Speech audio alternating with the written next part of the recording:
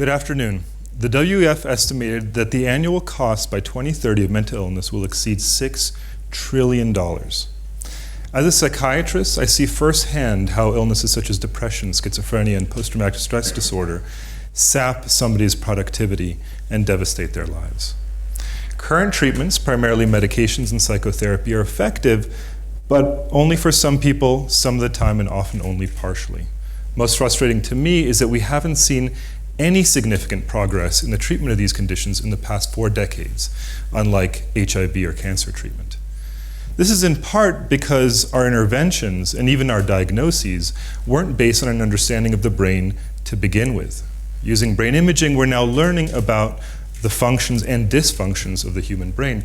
What you see here is in 3D regions of the brain consistently implicated in mental illnesses with slices from a brain scan in the background. However, brain regions don't act alone. They function within interconnected circuits, each underlying different sets of functions. What you see here is a jumble of wiring connecting different regions of the brain. If we are to make progress then for mental illness, we must untangle this mess, and our interventions must speak the language of brain circuits. So let's use an analogy. Imagine that the roads in Paris reflect wiring interconnecting different brain regions. This map might give you a sense for how to get from the Louvre to the Bastille. But to truly understand how the circuit of roads functions, you need to understand dynamic changes in information flow or traffic within this circuit. Let's take as an example a circuit that I'm going to call the internal world circuit. This circuit's particularly active when you think about yourself or your emotions or recall a memory.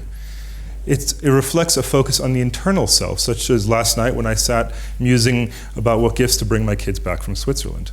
But then I realized I need to snap out of it and focus on my talk. And so the brain turned down my internal world network and focused on the task at hand. But how does that on-off process happen seamlessly? More specifically, where are the brain circuit switches that allow us to dynamically engage in the world around us and that within us? We studied this using a tool called transcranial magnetic stimulation, or TMS, which non-invasively allows us to turn on and off brain circuits using a focal magnetic field. Using brain imaging, then, we can actually see the effects on the brain while it's being stimulated, and using that combination, we've started to identify regions that act like those brain circuit switches. And more generally, this now allows us to manipulate brain circuits in a targeted manner. It also allows us to map information flow within and between brain circuits.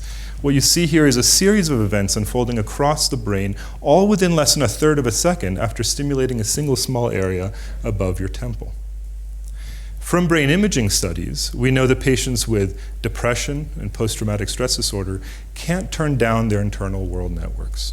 They end up being heavily preoccupied by negative thoughts and memories, and as a cause of that, can't engage meaningfully in their lives and their jobs and relationships. So what if you could artificially turn down that internal world network for them with TMS? We're now doing that in the lab, and through that, developing an entirely new approach to the treatment of mental illnesses. Let's take as another example, post-traumatic stress disorder, for which psychotherapy is the mainstay of treatment. Using imaging and TMS circuit mapping before treatment, we can predict who will and who will not respond to psychotherapy. It's important because if psychotherapy fails, we have no clear alternative treatment for these individuals. Our next step then is to stimulate the brains of future non-responders such that they can now respond to therapy. Same kind of approach could apply to medication treatment as well. Moreover, psychiatric diagnoses themselves are currently based on a seemingly arbitrary checklist of symptoms. We've recently discovered, however, that a common brain circuit abnormality actually rides through a broad swath of these disorders. Manipulating that circuit then may allow us to impact a broad range of illnesses. As wonderful and powerful these tools are, however, they can still only reach a small portion of the brain.